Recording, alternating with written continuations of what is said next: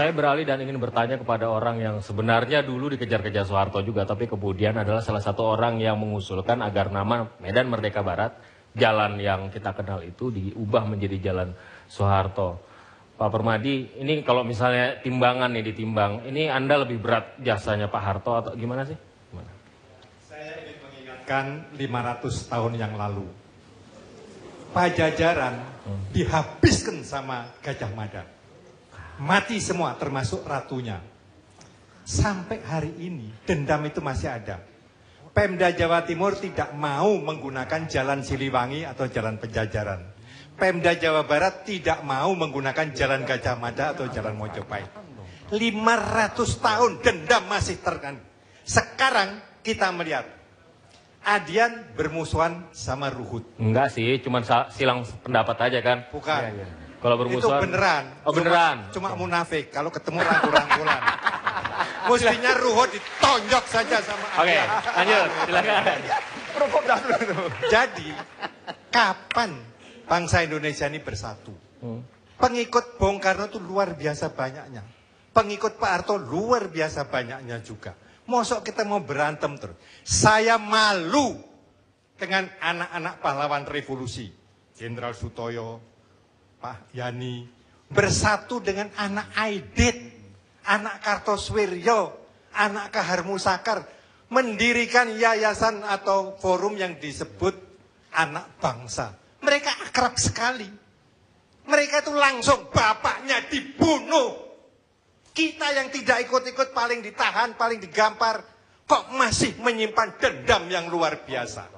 Saya berhak dendam pada Soeharto. Zaman Soeharto saya diperiksa belasan kali. Di penjara. Tidak berani gampar saya. Oh, iya. Takut. Di penjara. Dituntut oleh kepolisian markas besar polisi 2 kali.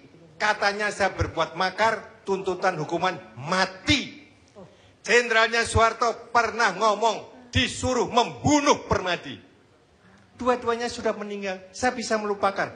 Saya tahu Soeharto membunuh 3 juta rakyat. Bukan 2 juta, Adian. 3 juta. Ini kata Sarwoedi pada saya. Korupsinya. Sorry saya potong, tapi kemudian bagaimana itu menguap semuanya buat Anda? Ya, karena saya lebih mementingkan rekonsiliasi bangsa. Oke. Kapan kita menjadi bangsa bersatu? Kita sudah punya Sumpah Pemuda. Kita sudah punya Bhinneka Tunggal Ika. Kok cuma di mulut saja? Oke. Tidak sesungguhnya. Kalau Bung Masinton sudah menguap juga apa masih tetap Jadi apa ada yang sedimen? disampaikan sama Pak Permadi tadi itu saya rasa bagi mereka mau berdamai dengan Soeharto silakan. Anda nggak mau berdamai? Silakan. Kita pengen pelurusan sejarah. Kita nggak pengen bangsa ini dibangun dengan tentu tidak mungkin membangun Indonesia ini dengan dendam itu iya. Ya. Rekonsiliasi iya.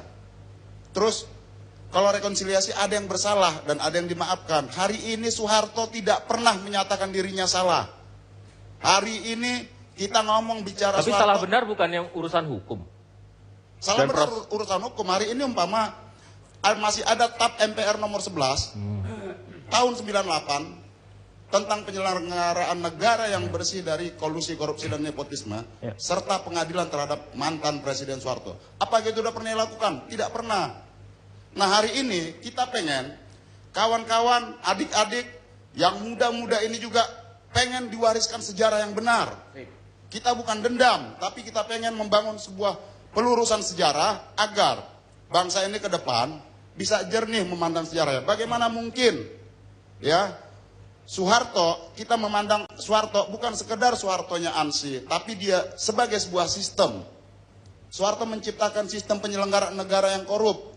Soeharto menciptakan sistem kekuasaan yang menindas rakyat. Tapi sekarang korupsi juga masih tetap ada, yang merasa tertindas juga Justru masih. ini warisannya.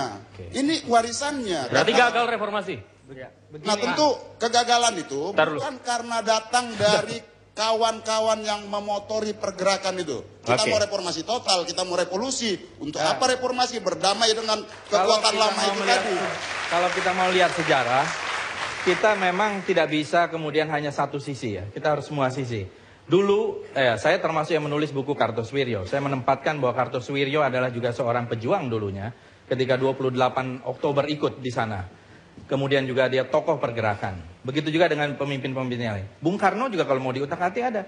Muhtar Lubis, pahlawan wartawan yang dianggap wartawan jihad, 10 tahun di penjara pada masa Bung Karno tanpa pengadilan. Buya Hamka 2,5 tahun, Prawoto Mangkusasmito, Muhammad Natsir, Safruddin Prawira Negara, dan banyak. Sampai yang namanya Sultan Syahrir meninggal dalam keadaan tahanan di Swiss ketika itu.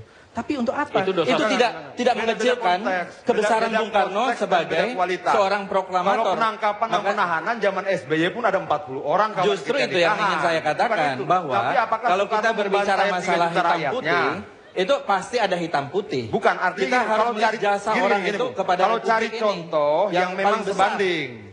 Jangan kemudian pembantaian 3 juta orang siapa yang anggap sama begini, dengan Bung, kalau kita bicara 3 juta orang, ini Bang Ridwan ini adalah angkatan 66. Iya.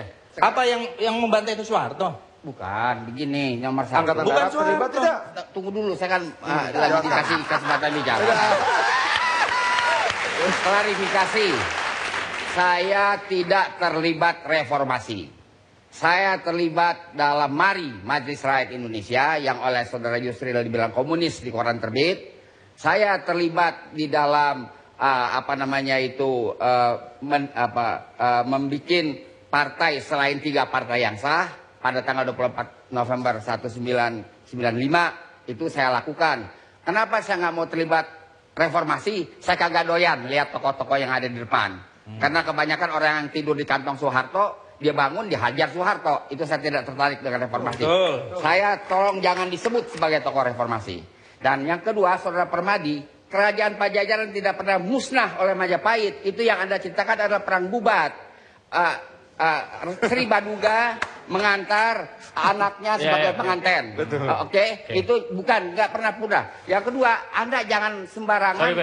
Saya mau, ini yang penting nih. Ini yang penting nih. Ini core. Ini core-nya. Core-nya adalah jangan sembarangan taruh nama orang jadi nama jalan. Buktinya adalah Fathahillah. Jadi nama taman, nama museum, ternyata dia adalah Jahanam yang membunuh 3.000 orang Betawi, membunuh Patih Mundari orang Betawi, dan membunuh Shah Bandar. Dan dia dirayakan sebagai HUT Kota Jakarta. Ini penghinaan kepada orang Betawi.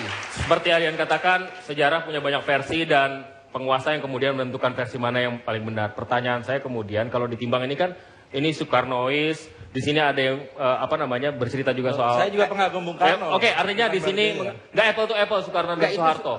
Kalau Soekarno memang sebentar. Soekarno. Bentar, bro. Pertanyaan saya kemudian adalah, menurut Anda apple to apple nggak Soekarno sama Soeharto? Tapi nanti dijawabnya kami akan kembali sesaat lagi. Kita nggak Prabowo.